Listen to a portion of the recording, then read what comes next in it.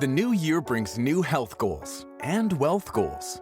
Protecting your identity is an important step. Your info is in endless places that could expose you to identity theft, leading to lost funds.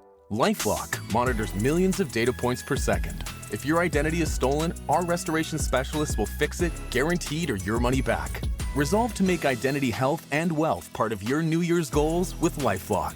Save up to 40% your first year. Visit lifelock.com/podcast. Terms apply.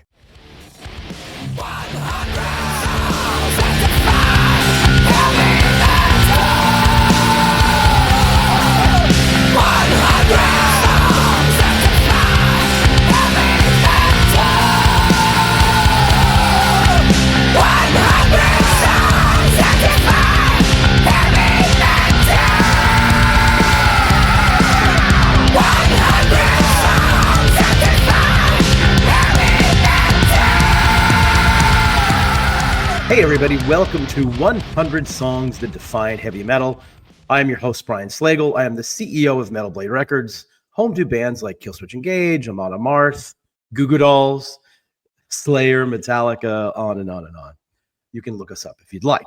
Unconfirmed by illegitimate veterinary autopsies on waddles of subterranean albino crack addict penguins, Guar's official Berserker Mode coffee is an unproven and unregulated laxative alternative that will make you know what.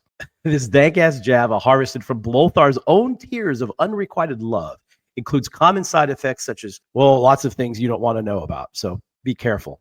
But in most cases, you'll be okay. But as with any Concepts Coffees collab, they did it with the band. The coffee is amazing.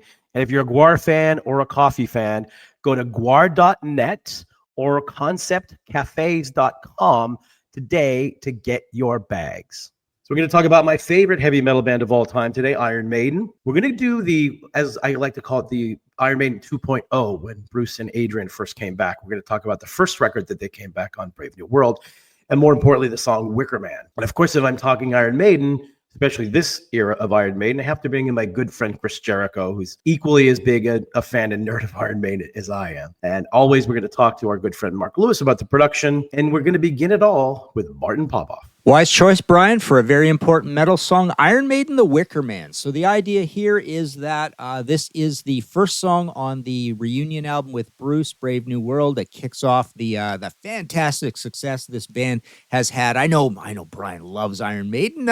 Brian's favorite album of all time is The Number of the Beast, which is very cool. I mentioned that fact many times. Anytime I kind of talk about that album, I mention that. So what happens here is Bruce comes back for, I don't know what it is, a year maybe earlier, and they start touring, and then they eventually make this record. Highly regarded by Iron Maiden fans. It kicks off a whole pile of reunion albums and amazing tours, and a lot of merch getting sold and a lot of tickets getting sold. And it actually pushes Iron Maiden to the point where I think they're literally the second biggest heavy metal band of all time after Metallica. But yeah, The Wicker Man, it kicks off with that sort of, I always thought that sounded like the Doobie Brothers, China Grove sort of thing. It's a kind of an unassuming casual song, especially for a first song on this massive reunion album.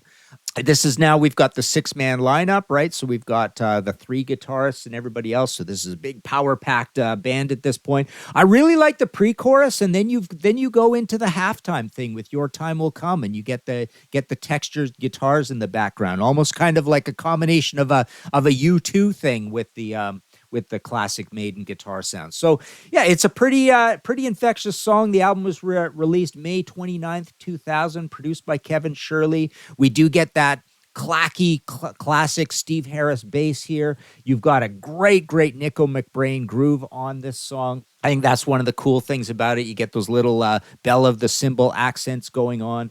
So yeah, it's one of these songs that is not written to be particularly flashy, but it's just got all these great parts. It's not particularly long, and it really sits in the memory circuit. So yeah, great choice. The Wicker Man, of course, based on the old crazy horror movie of the same title, and oddly enough, Bruce in his solo catalog has a Wicker Man song as well. So that's pretty weird, but yeah, important song. Kicks off this great run of success that Iron Maiden has had till date. Right there, nice and tidy in the year 2000. Thank you, Martin. And everything he said about me and Iron Maiden is 100% accurate. So thanks for that. Always good to hear Martin saying stuff about great metal bands like Iron Maiden. This episode is brought to you by Indeed. Stop waiting around for the perfect candidate. Instead, use Indeed sponsored jobs to find the right people with the right skills fast. It's a simple way to make sure your listing is the first candidates see. According to Indeed data, sponsored jobs have 4 times more applicants than non-sponsored jobs. So go build your dream team today with Indeed. Get a $75 sponsored job credit at Indeed.com/podcast. Terms and conditions apply. Here we are again with our friend, the legendary producer of too many bands. It would take the entire episode to name all the bands I think he's worked with. Mr. Mark Lewis, how are you, sir? I'm good. You're always too kind to me. Thanks for having me on. And yeah. Always love having you on. Talking about Iron Maiden's The Wicker Man, which is off of, I call it Bruce and Adrian, Iron Maiden 2.0. It's the first record where both of those guys came back into the band. And on the production level, it began, I believe, the Kevin Shirley era of Iron Maiden, which is interesting because these were, while he's credited as producer, from all I hear, it's basically all of these albums were really produced by Steve Harris, and Kevin was more of an engineer than producer. I think that became more as time went on, but that started a collaboration that lasted the entire era of Bruce and Adrian 2.0 up until now. And he's still involved. Yeah, he's done every record. Yeah, I remember one. I think it was the Dance of Death record. They didn't even master it. They've taken some risks on with Kevin. This record came out when I was in college. I remember it really well, really well. Because I thought in terms of the songs, and not that they ever lost it, but obviously they were coming out of the Blaze Bayley era and all that stuff, which was, some people love it. A lot of people don't even talk about it. That would be me. Yeah. Which there was bits and pieces of those records. I mean, I listened to them. I gave them a shot that I thought were really cool and dark. And there was a bit more of an edge there, but the songs never really stuck with me at all. But then, on Brave New World came out, it was this, kind of big return to form. And I thought it was particularly raw sounding compared to the Martin Birch stuff. Just very different sounds overall. It's a crunchier thing, but not crunchy in how I described Killers. It's like even the way Nico's snares tuned, it's, Martin Birch had this kind of beautiful crack to his snares, and this one's just got Nico's snares a bit more of a pop to it, and a little more of a mid-range forwardness to it, I guess, than what Martin used to do. Martin was so pleasant, and that is the sound of Maiden to me, as talking about them from a classic sense. But this record sounds great. It's got a lot of energy to it, especially because they might have even done this record on Pro Tools or on it, in digital at that time. I think this record came out in 2000 or 2001 or something. It might have been.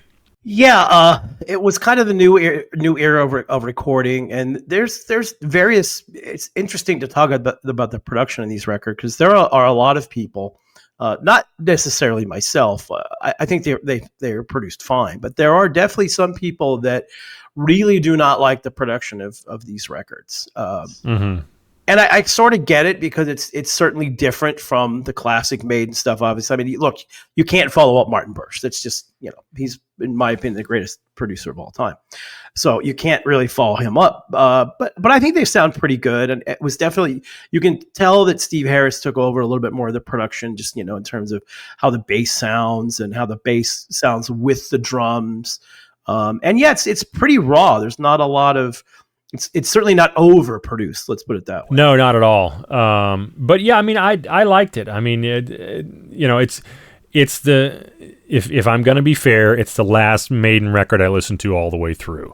And that being said, 2001, 2002, 2003 is kind of like when, it was like the end of my innocence, I guess. You know how you have that time in your life when records stop hitting you the way things hit you, when you discovered heavy music or any music at all. That was about the time when I disconnected there and was starting to be in studios and all that stuff. So it's no coincidence that a lot of my last favorite records were from around that time. But long story long, I really, it's such a departure as far as the production, but there's just classic stuff there, and there's chances there too. Like it's the first song, I guess you could say that it's not double bass, but it's a 16th note kick drum, depending on how you count the tempo of the song. From Nico, he's only playing it with one foot. You know, that the chorus of that song has that up tempo kick drum, which is something that Iron Maiden never ever did, and I don't know why that was. I guess it makes sense when you look back at their sound. There's a little bit of, we call it the gallop. There was a little bit of that in some of the stuff when Nico came in, but clearly when they got around to these records, that became more apparent. And there's usually one or two songs on every record that kind of have that. And those are usually, because these records in this, again, 2.0 era, most of them consist of really long songs, which I, for one, love. But there's always one or two shorter songs that kind of have that gallopy piece to it. It's usually a Bruce and Adrian song as well. At this point, this is the first record for them coming back, but they kind of settled into that a little bit on subsequent records. But it's a nice mixture of stuff, and I like that the songs are a little bit longer and they have those intros and whatnot. It does make it different than the early Maiden stuff for sure. I agree. I mean, but it really, it was a very exciting time in Maidenland when that album came out. I mean, it's if people want to give Kevin Shirley shit about the production, whatever. But I mean, it was far more of an exciting time than it was a bummer time. Every Maiden fan was hoping that day would come when Bruce and Adrian would come back in. It just, for me, I always thought it's just a matter of time. Like that's the classic lineup. They'll go out and do their own thing for a while and they'll come back and they've stuck around doing it at a really high level. I love all of these records that they've done in the last few years, but especially the last one. The last one, Senjutsu, might be my favorite of all the 2.0s. It's probably in my top 5 Maiden records of all time, maybe. Wow. It's up there. Yeah, it's really good. Well, now I got to listen. See, my wife is more of the Maiden fan in the household than me these days. I know what they mean to you, but to me, they haven't aged as well as Priest has for me. Interesting. Yeah, I'd go the opposite way. But you want to listen to new records, start with Strategio, which is the second song. Don't listen to the first song because that's probably the weakest one on the record. And Strategio starts and then it's really good. But I won't debate the Priest thing. I mean, I love the last 2 Priest albums. I love ever since Andy Sneap took over and started producing them. I mean, those records are really good. But the stuff before that, I wasn't that big a fan of. Oh, I'm talking about how the classics aged. Oh, I see what you're saying. Gotcha. I'm more likely to turn on British Steel or Screaming for Vengeance than I am Seventh Son or something like that. Yeah. I get it. I mean, I have that conversation with a lot of different people. Kerry King being one of them, who's, he's a staunch Priest guy over Maiden. Yeah. We've had that debate several times, but it's, there is no wrong answer there. No, not at all. I mean, and I used to make, or still sometimes crack the joke that Iron Maiden was always just Thin Lizzy without the drugs and street fights. There's a lot to be said about that, which goes over well with some people. It's true to some point for sure. Yeah, and it goes over well with some people, and some people get quite irritated with me when I say it. But it's there's no questioning how incredibly important they are, and also the work that Martin did with them, and then now this Kevin Shirley era is I like that they're taking chances. I think that's what bands should do, and if they're making the art they want to make, that's always what really matters. I think as those guys get older, the egos aren't quite what they used to be. But I know Bruce and Adrian are definitely very important parts of that band, and they have to be happy with the production as well as everybody else does. So, and they all seem to be happy with it because they keep using the same team to make the records, and they all sound good. So. I got no problem there. Yeah, well, cool. Classic tune. I mean, absolutely one of the classic tunes in the Maiden catalog, if you ask me. Absolutely. Well, thank you once again, my friend. I'm sure we'll talk to you again soon. All right. Thanks for having me. All right. So, this is going to be a long list here. World Championship wrestler, currently starring in the AEW. Actor and host. You know him from his amazing roles in Terrifier 2 and Terrifier 3. He has his own podcast, of course, Talk is Jericho. The lead singer of 2 bands, Quarantine and the great rock band Fozzy. Mr. Chris Jericho. How are you, sir? Doing good, man. It's good to talk to you. You've been on Talk is Jericho many, many times, but now it's good to be on your show. Now you're in charge, Slagel. See if it's as easy as you thought it was. Right. The roles are reversed, but the subject remains the same as it always is. Iron Maiden. Yeah. And this is an really interesting song, and I'm glad I gave you a couple of tracks to pick, and I'm glad you picked this one because I think this is, when it comes to the title of the podcast, 100 Songs That Define Heavy Metal, this one really does, because this is the Maiden with Bruce and Adrian 2.0. This is the first song off the first record they came back with, and what a great song. Yeah, I think we were talking about what songs to do, and I know you probably have a lot of guys that do Maiden, and once again, there's a lot of people who are Maiden fans that refuse to acknowledge Maiden after Seventh Son of a Seventh Son, really. And I can think of a lot of them. I mean, there's some of them on our tour bus right now that are huge Maiden fans, but have no interest in modern Maiden. And to me, you're missing out on some of the best music of Iron Maiden. Yeah, the beginning albums are great. I'm looking forward to the Run for Your Lives tour. First 9 albums is going to be amazing. But I've already done the set list for the 2000s Maiden tour, which they're going to end up doing. And I hope so. That would include Brave New World and Dance of Death, Matter of Life and Death, and Final Frontier. So, yeah, like you mentioned, this was the comeback after Adrian left and then Bruce left. What an amazing way to burst back on the scene and show people that they weren't fucking around, because they were very adamant they were going to do new music with this. It was not a nostalgia tour. And oh my gosh, was this ever a great way to just bust right through the wall of this new era of Maiden. I have to admit, I was a bit skeptical when they came back, because when, they left Maiden, well, Adrian first, he left before Bruce did, obviously. Yeah. But even the stuff that Bruce and really Adrian on the last record he was on with Maiden weren't some of their best albums. Right. So I wasn't sure what it was going to be after them being gone for so long and coming back. And it was also, but it was an interesting time because of the early 2000s where kind of metal was more or less kind of finally coming back after the 90s where it was almost dead and was super underground. But I heard this song, that's classic Maiden. That's a classic Adrian riff, and it's classic Bruce Adrian song like 2 Minutes to Midnight and some of the other ones they wrote. So I was very happy that it sounded really good.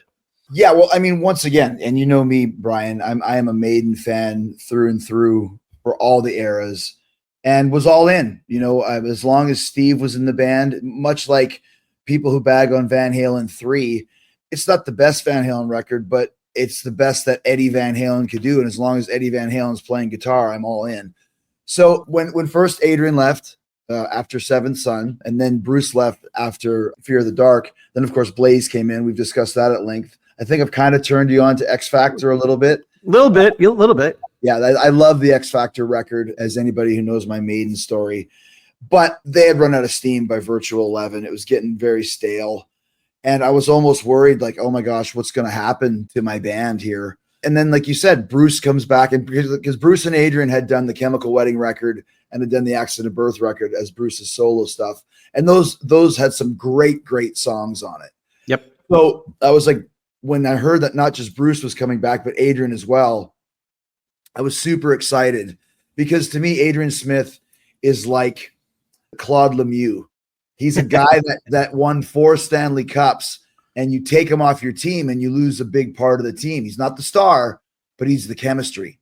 And yes. Adrian was that for me with Iron Maiden. So when they both came back, I was really, really excited. And I still remember it was typical Maiden when it just came out of nowhere. And there's the six of them now, because they had 3 guitar players, which was so strange. And so many people were angry about that too. We can talk about that. But they are all holding like a stein of beer, or maybe it was a beer bottle. In my mind, it was a stein of beer. All 6 of them kind of like, hey, we're back. And I was like, fuck yeah, that looks cool. And then, like you said, Wicker Man plays and has everything that we could want from Iron Maiden. And it was their best song probably since, Fear of the Dark is pretty badass, but it's probably their best song since something off of Seventh Son. Yeah, 100%. I was always under the impression that Bruce and Adrian would come back. Certainly Bruce would at some point. Just made sense. It's not right. It just made sense. And I get everybody needs a break. And it was a weird time in the 90s anyway. So it's the perfect time to do it. Always made sense for him to come back. When he did, though, I was, like some other people, a little skeptical of what the record was going to be. And I have to admit, I loved Wicker Man. I think that's a really important, amazing song. But I wasn't quite on board with the whole record quite yet. It took me a little while to warm up to it for some reason. I don't remember why. It just was one of those things where I liked it. But I think the problem that a lot of people have with this, 2.0 version is that they try to compare it to the original Maiden records, and they're while it's the same band and the principles are the same, songwriting's a bit different, the songs are a little bit different, but it's still Maiden, and I've grown to love all of these records since then. And I think some of them are every bit as good, if not better, than some of the early stuff too. But it did take me a couple of minutes. And even when they came back, I think the first tour they did wasn't like a big tour. I think they were playing, 8,000 seaters in the US, if I recall. Yeah. But they were still really good. It was fun to have them back. It was fun to have Bruce back. It took a minute for everybody to kind of get back into it and for Maiden to kind of get basically on their feet again as a band. And then it just went from there where they started releasing more and more records. But it all really started with this first song. There's a lot to kind of now, and you obviously know, being in the music business for as long as you have as myself, I think when Bruce and Adrian came back, this is when Steve was like, okay, guys, you're back in, but this is my band. Like, I call the shots. And I'm sure Bruce, agreed with that. And then I think Bruce gets his own lane. But I think, as we all know, talking to Adrian about the set list, or talking to Nico even about his drum painting on the drums, all of that stuff is approved by Steve. Yep. And I remember on that tour, they played The Klansman and they played Sign of the Cross, which are Blaze Bayley songs, but they're both long songs, 10, 12 minutes. And I was like, that's a lot of Blaze material for the reunion tour. Who wants to hear that? And Adrian said, one guy wants to hear it. Those songs are funny too, because when I first saw them played live, I had never listened to those records. To me, they didn't exist. So I never listened to any of it. So when they're playing these songs, I go to my friends, wow, is this a new song? I've never heard this before. No, it's on one of the Blaze songs. I'm like, oh, wow, this is actually a really good song. I had no idea. Yeah, well, Sign of the Cross is one of the best songs ever. It's just that it came on the Blaze era. Obviously, when Bruce sings that, he's got his style to it. So it really worked. But like I said, this is when Steve was kind of the guy. Wicker Man, since we're talking about this song, is also a very rare one that it's written by Adrian and Bruce, like you said, but with Steve as well. There's not a lot of Adrian, Bruce, and Steve songs in the catalog. It's either Steve on his own or Bruce and Adrian together. So I thought that was kind of interesting that they all kind of combined as this super songwriting group to kick off, this new resurgence. Yeah, I wonder though how much, because that to me is a classic Adrian Bruce song. So I'm really wondering like how much did really Steve have to do with it? But he might have had a lot. I have no idea. Well, and the thing is too, like I'm just looking up to see if we can find a list of the songs that the three of them have written. There's a few, but not a lot. There's a few. 22 Acacia Avenue, Can I Play with Madness, The Prisoner, and Flight of Icarus all seem to have, according to this thing, some good ones too. Yeah, some really good ones. So El Dorado, Evil That Men Do. So yeah, there's a few of them that they've done. But here's a funny thing that I always think about when I think about the Wicker Man. It's a great riff, but we've heard the riff before, not just on one song, but two songs. The first one is Running Wild, Judas Priest. Yep, that's very similar, yes. And I don't even know if you know this one. The other one is Makes Me Want to Sing by Stryper. And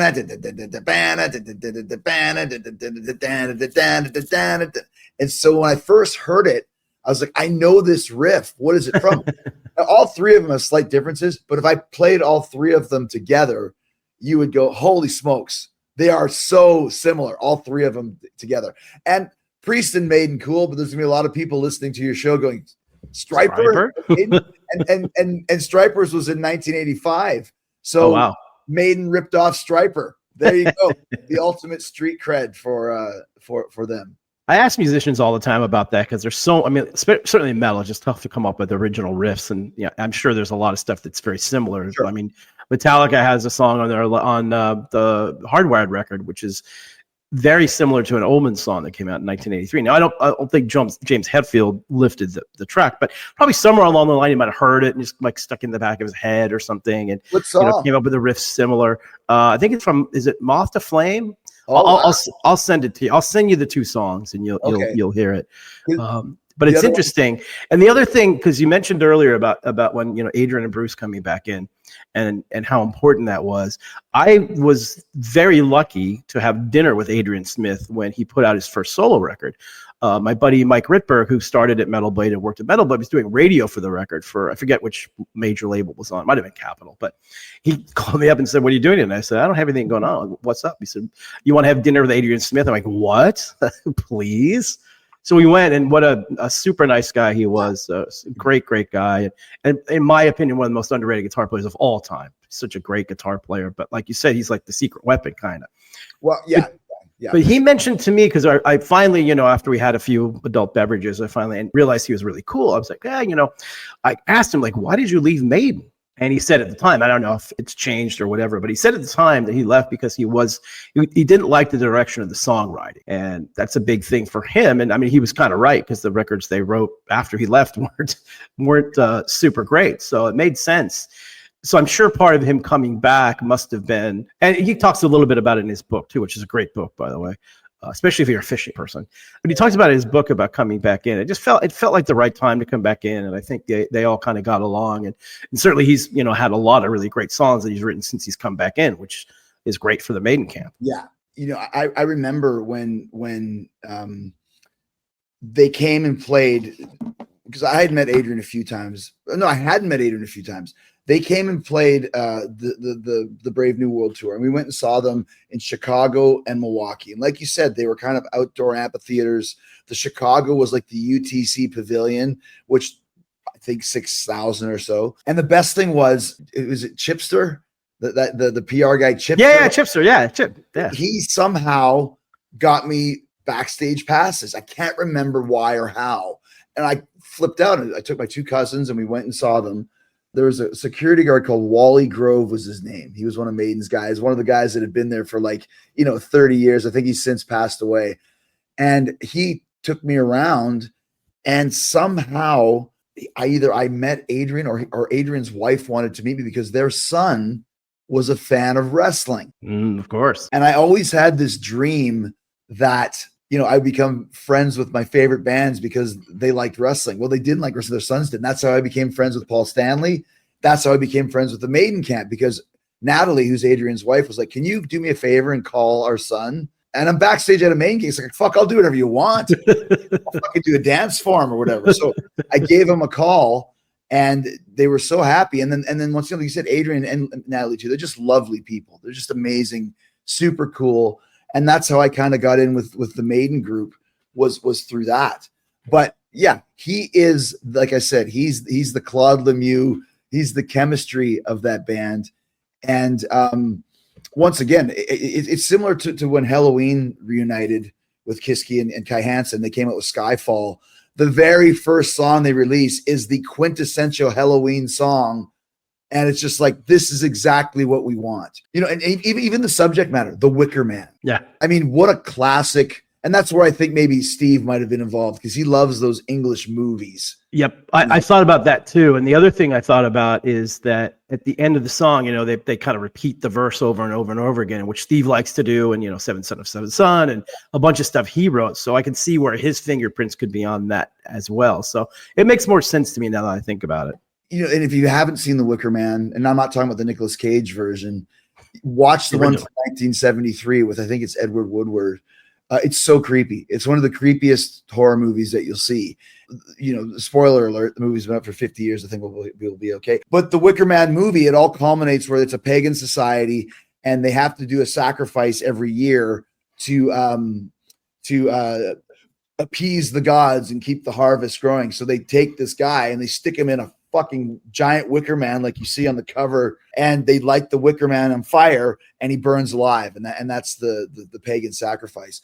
So that even was cool to me too, because it was like, fuck, not only is it the classic Maiden song, it's once again the classic Maiden history lesson, like Run to the Hills or The Trooper or Where Eagles Dare, all those great, The Prisoner, all the great movies that they would do, TV shows that they would rip off ideas for subject matter. Yeah, 100%. And that was what really was comforting for me as a big Maiden fan. I was like, okay, this feels like Maiden. You're right. Everything about it, the subject matter of the song, the structure of the song, Bruce sounds great, obviously, as he always does.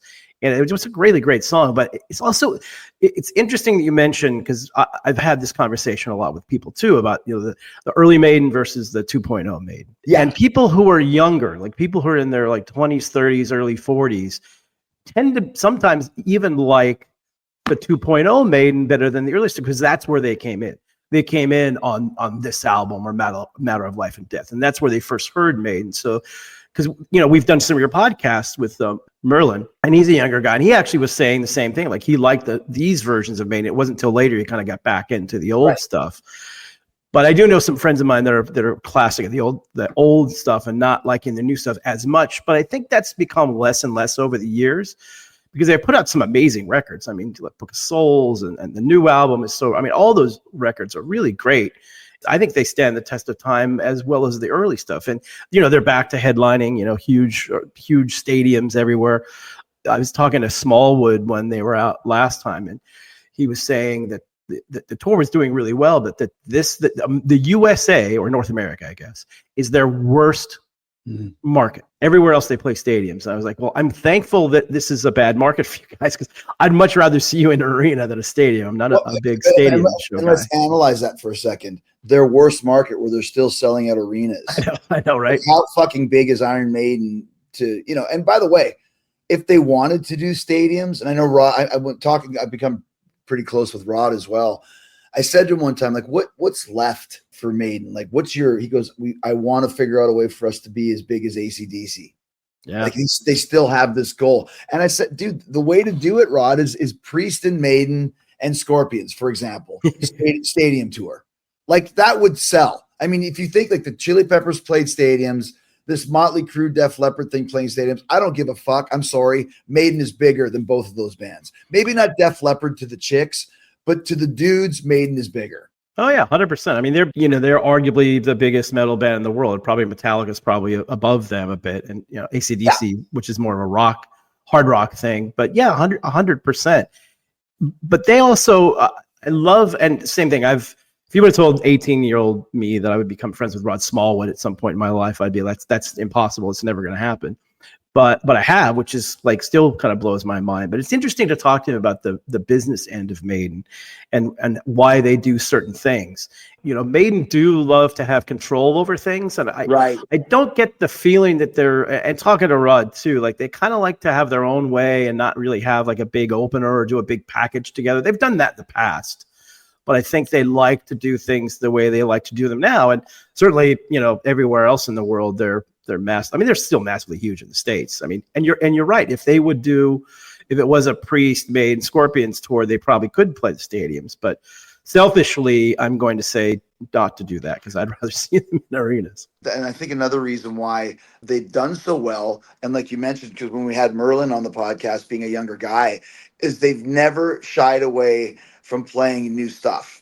And then I remember Paul McCartney said once, when you play a new song, then you give them a spoonful of sugar and play a classic. Well, Maiden does that with their tours. And even this last tour, when the Caught Somewhere on Time thing, it was awesome, but they still played 5 songs from Senjutsu, 3 of them over 10 minutes long. So it's like they still have, 45 minutes of new material or 50 minutes of new material, but then you get the spoonful of sugar where they're doing the Run for Your Lives tour. So, and they're smart. They've got so many different ways of doing things, but they've based their entire modern career on new music. Yeah, it's interesting when, I remember watching Metallica on Howard Stern one time, and Howard was asking them, like, why do you guys keep making new records? Because clearly, Maiden, Metallica, these bands don't need to make new records. They can just tour forever on the hits and people will still show up. But James said something really interesting. He said, we're artists and we want to create. And that's what we do. We create. So we want to make new music. And it's the same thing for Maiden. You get people who are, and you're an artist as well.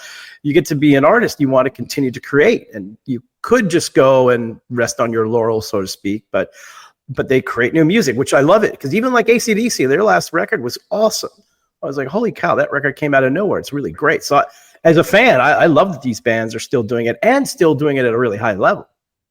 Well, what bugged me the most about the new AC/DC record is the fact they're only playing 2 songs from it live. I know. And I understand. I get it. But like you mentioned, it was such a great record. Play some stuff live, because I'll tell you what, if Maiden was still only playing songs from the first 6 or 7 records, they wouldn't be playing stadiums. There's only so many times you can hear those songs. It's like, look at Motley Crue, who's been playing the same set for the last 20 years. It's like, dude, you guys, and they don't have any new stuff to play. And this is not a bagging on Motley Crue podcast, but I'm just using that for example. And once again, Wicker Man comes out and they do the classic Maiden where they open the show with the first song on the record. All of it fit as far as letting us know that this was a reunion, but it was based around new music. And I think they played 7 or 8 songs from Brave New World on that tour.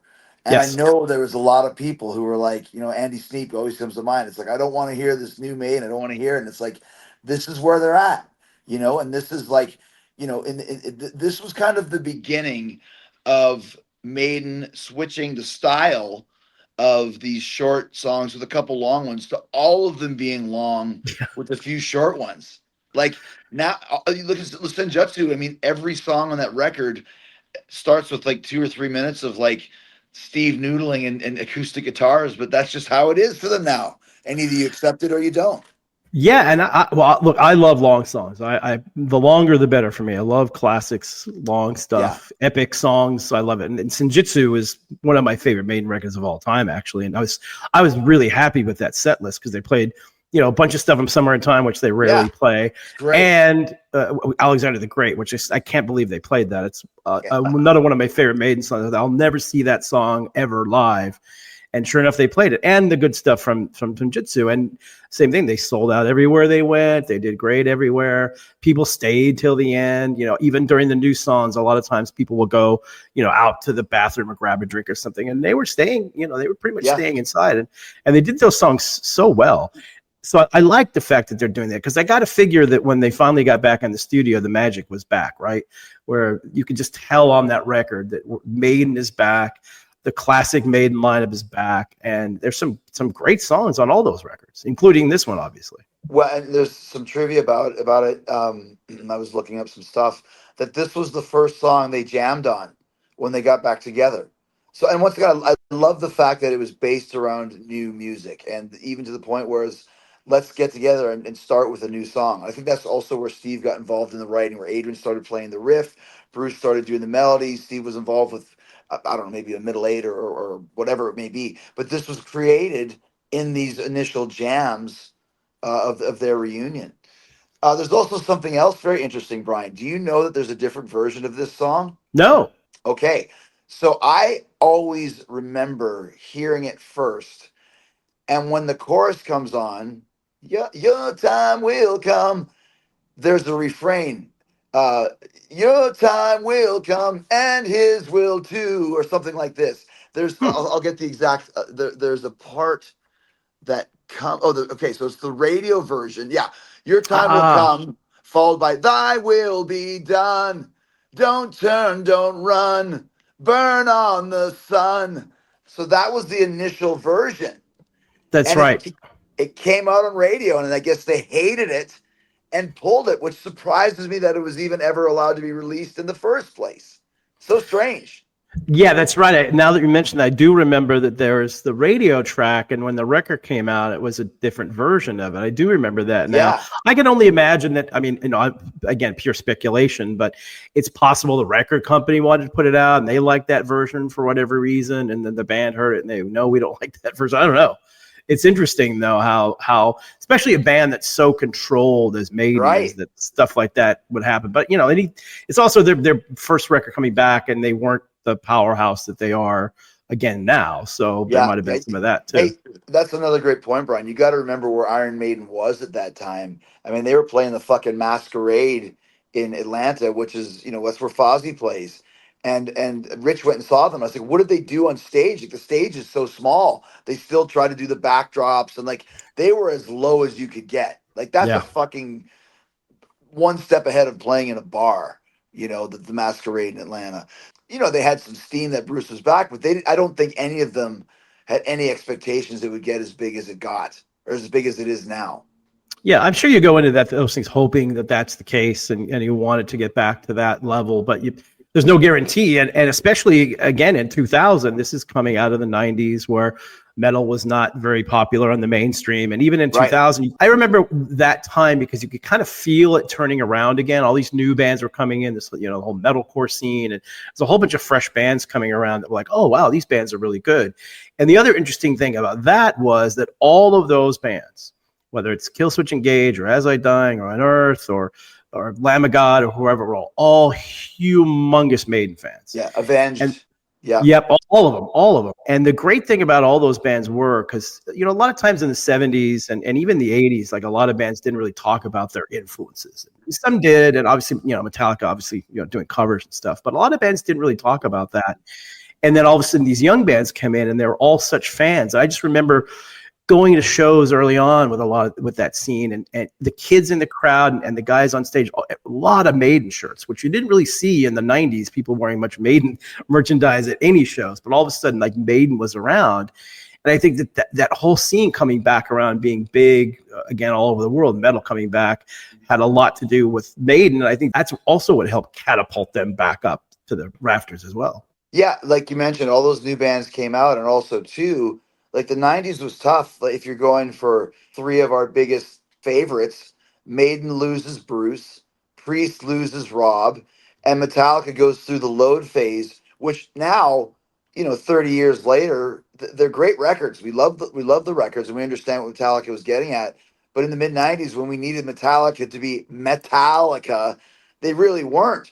And here you are in 2000, to 2003 or whatever it is. Bruce comes back, Halford comes back, and as critically, hassled as Saint Anger is, it's a return to form of Metallica coming back and playing fucking heavy metal. So it was a great time for the scene, along with all of these great new bands that were playing guitar solos, because that was not in vogue in the 90s either. So it was not in vogue in Saint Anger either. But but yeah, so all of these things, and once again, I was just looking at the Wicker Man.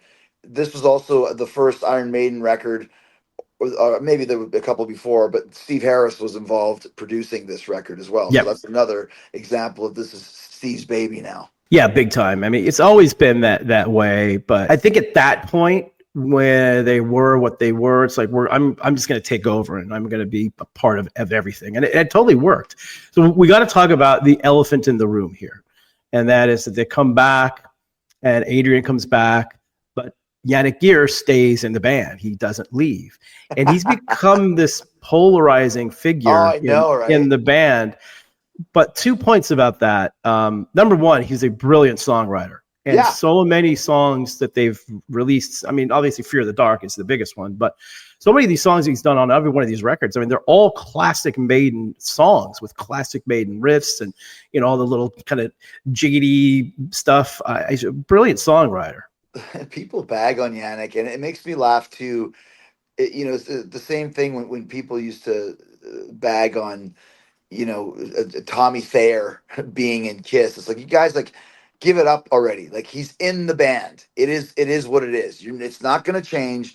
Same with Yannick. I mean, obviously, and it's a classic Steve. Actually, Bruce brought Yannick in because Yannick played on Tattooed Millionaire album. Yep. And Yannick's a sweetheart of a guy. And they love him. And Steve was probably like, you know what? Fuck it. Why don't we have Adrian come back? Because one of Steve's big influences is a band called Wishbone Ash from the 70s. Three guitar players. Three guitar players, right? Leonard Skinner, 3 guitar players. It's a thing. Now Wolf Hoffman, except 3 guitar players. Yeah. He was probably thinking, this also, it takes out the expectations of the classic Maiden lineup, because it's not the classic Maiden lineup. It's the new Maiden lineup with 6 of us. which if you think about it is a pretty smart move because it takes away that side of the coin of real comparisons to Number of the Beast or Peace of Mind or whatever, because it's a different band. Also, too, the harmonies on Brave New World album are tremendous. 3-part harmonies. Halloween's got 3 guitars now. Yeah. Utilized in the 3-part harmonies. Like now when you listen to Iron Maiden, the song, there's another harmony on top of it. Like, it's so much more powerful and cool. So people still bag on him to this day. They bag on his showmanship, but I'll tell you what, on that side of the stage with Dave and Adrian, there's no showmanship. The showmanship in Iron Maiden is all on the left side of the stage with Bruce, Steve, and Yannick. You mentioned something really interesting that I never even thought about, but keeping him in the band made the comparisons to the original band less. And that's such a great point because you're right. Because if he wasn't in the band, and it was just a classic band, everyone's going to look back on them and expect the same sort of stuff. And it's a different band at different time. But keeping him in, that's 100% right. I never really even thought about that, but that makes so much sense because it just made the comparisons a little less pressure on them to try to come up with, being the classic Maiden. That's brilliant.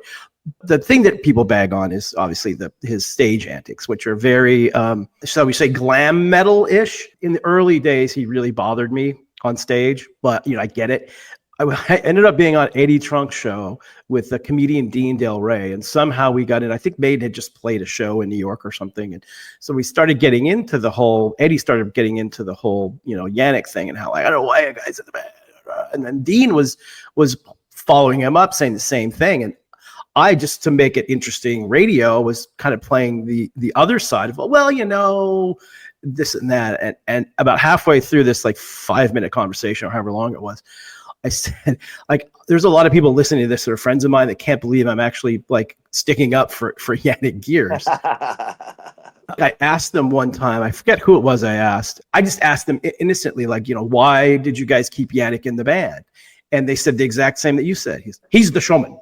He's the showman. So takes the pressure off because, Adrian and Dave don't, but never really moved around a whole lot. So I think it takes the pressure off them a little bit. And, he stays out of the way for Bruce and Steve to do their thing. So I get it. I understand it. But once again, too, he's a great guy and they like his guitar playing and it's the chemistry of the band, So I thought it was fucking cool as shit that they had 3 guitar players. And that analogy that I just made about taking away the pressure, I'd never have thought of that before either. There's a band, which I'll tell you after, you might have heard, that might be getting back together again, that's doing something similar to completely take all comparisons off the table. But there's one that we can say of Bruce Springsteen. When Clarence Clemens died, how do you replace Clarence Clemens? You bring in 3 horn players. Yes, that takes away everything. And it's what a great move in doing that. So it changed the dynamic of the band, and people who are still angry about Yannick, existing. It's on Senjutsu, Stratego is one of my favorite songs on the record. Yes. And that's a Yannick song. He writes some quality material as well. Yeah, he's always been a good songwriter. He started out in this band White Spirit, which was from the new wave of British heavy metal, and I was a big fan of theirs. The one time I've only talked to him once or twice, but one time I did talk to him. We talked quite a bit about White Spirit. He's not the most talkative guy I noticed, but super nice. He's a very sweet guy, though. He's one of those guys. I remember, for example, when we went to that first time with Maiden in Milwaukee and Chicago when I met Adrian. Yannick was backstage and he was like, "Would you guys like any pizza? Would you like something to eat?" He was just who would I don't know. I just thought it was pretty cool that he offered us some of their food. That was kind of a cool deal, But yeah, so once again, we don't know the inner workings of the chemistry of the band, but he's in the band. He's been in the band for 25. Rephrase. Longer. He's been in the band for 35 years. Yeah. He's not going anywhere, and that if that's the case, you just accept it, man. It's all right. It doesn't make them a bad band in any way, shape, or form. Yeah, I agree. It's just kind of funny over all these years. Like I said, I get it because, he's not the traditional serious metal dude on stage. And I think some people take that the wrong way for whatever reason. Maiden does what they want, and they don't care what you think. So Yeah. they don't care what we think. They don't care. They don't care what anybody thinks. In fact, I think it's amazing that first of all, the biggest travesty of all time is the fact they're not in the Rock and Roll Hall of Fame. Ridiculous. It's it's the most stupid thing ever. But they really don't care. Like I've talked to Rod, like fuck them. We don't care. We won't even show up. They put us in, kind of like what happened with the Sex Pistols. So I'm sure they'll get it at some point. But still, it to me as being, I mean, look, they're my favorite band of all time. And to be, one of the arguably top 3 rock metal bands in the world. I mean, they're way bigger than 95% of the bands that are in that thing. But that's a whole other hell. Yes, they're in our Hall of Fame, so they don't. Yes. I just saw the White Stripes one in there. I'm like, fuck, that's ridiculous. Like, I know one White Stripes song, and I'm not that guy. I don't really care about the rock, but like, really, like Seven Nation Army is enough to get into the Rock and Roll Hall of Fame. Like, is that all it takes? One song? Because if that's the case, then Aha should be in the Rock and Roll Hall of Fame. Put them in there too. They got a great song. I mean, whatever, right? Right. Yeah. That's we could talk forever about that. Yeah. So where do you where in your personal archives of Iron Maiden, where do you put the Wicker Man in terms of ranking it in the Maiden category of songs? Maiden have so many freaking songs. I mean, I was just looking at songs that Steve, Adrian, and Bruce wrote. These Colors Don't Run, Brighter Than a Thousand Suns, freaking The Longest Day. I mean, that album, A Matter of Life and Death, is killer too. But I mean, Wicker Man, I don't say like it's in my top 10, because that could rotate at any point in time. But I will say this, as far as ranking, I think it's one of the most important Maiden songs of all time, if not the most important Maiden songs of all time, because it really, like we discussed, really showed people that they were serious about this. It wasn't just a cash grab, nostalgia run. They were coming back for the right reasons and with the right material. So I think had they not released Wicker Man, maybe the buzz for the reunion wouldn't have been as big. If they would have put out Ghost of the Navigator or Brave New World, which are also great songs, but they start slow. They've got the build. This one, there is no slow. It's boom, right out of the gate, which was an early Maiden trademark. It is not a late Maiden trademark. They do not do short songs that are 4 minutes anymore that start with a riff. They're very rare. They're very, very rare. I think there was one in Shinjutsu, Days of Future Past, but it's not like it used to be. So this was kind of the like we said, the connection between old and new. And I can't wait for them to play it again. Like I said, I've already have my 2000 tour set list, and they open with Wicker Man, as you have to. Yeah, the last time they played it live, I hadn't listened to that record for a minute, and the first time I saw it, I mean, I think at that point I knew what the set list was. But anyway, they played it live. I forgot what a great song that is. It's a great live song too. And you're 100% right. This might be the most important Maiden song of all time, because it was the beginning of the 2.0 version, and it was a great Maiden song, classic Maiden song, where every Maiden fan listened to that and said, oh yeah, they are back. Yeah, you're like, okay, this is serious business here. One more thing I was going to say too. Do you know the Washington Capitals use this as their goal scoring song? Oh yes, I was. Yeah. My friend actually was their director of entertainment there when they were using that. They played metal all the time there. They played. They played Amon Amarth. They were playing crazy stuff there. But yeah, they did it for a long time. It was really successful. And then he left, and I guess whoever was running it decided they didn't want to do as much metal. They took that song away from their goal song, which I'll never forgive them. Well, but yeah. So I think once again, I think my only grievance with modern Maiden is the lack of these 4-minute tunes that used to be the strength of Maiden, and I'd like to see them do a few more of these. But who knows? Maybe they can't. I don't know. Who knows? As your songwriting changes, but I bet you Adrian's got a few of them in the pipeline that maybe he could coerce Steve into doing. But other than that, I love Modern Maiden, and I love the Wicker Man, and the whole concept of the song from beginning to end is just a 10 out of 10 for me. Yeah, I agree, and absolutely one of the 100 songs that defined heavy metal. Well, dude, thank you so much for doing this. Much appreciated. Anything you want to promote out there? The only thing I ask is, let me do one more with you, and let's do something really obscure. New wave of British heavy metal or something, or Canadian metal or something. I'm 100% down with that. Well, dude, it's great. Great job, man. So it's always fun to talk Maiden with you. There you have it. Another really fun episode. Always great to talk to my good friend Chris Jericho. We nerd out on metal constantly, Twitter, texting battles. So good to talk to him. Really glad he came on and talked about this great song. Always Mark Lewis, talk about the production. Our good friend Mr. Martin Popoff. Lizzie Borden for our theme song, and the guy running the ship, producer Christian Blatt. We'll see you guys next episode. 100